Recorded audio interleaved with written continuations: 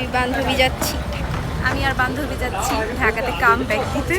Hello everyone, finally I am back in Dhaka. Already আপনারা আমার Facebook পোস্টে দেখছেন। সময় মতো আমরা বাস স্ট্যান্ডে পৌঁছে যাই আর তারপর একটা চা ব্রেক, জাস্ট টু রিফ্রেশ।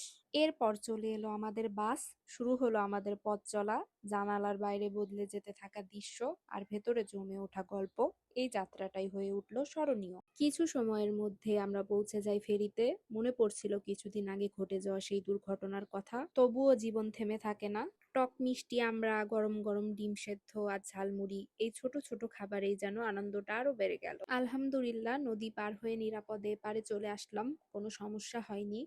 কিছু সময় পরেই নেমে যাওয়ার সময় হয়ে গেল। আমার বান্ধবী নেমে গেল গাবতলী বাস টার্মিনালে। আমিও নেমে যাই লাস্ট স্টপে। সেখান থেকে একটা রিক্সা নিয়ে ধীরে ধীরে ফিরে গেলাম নিজের বাসার পথে।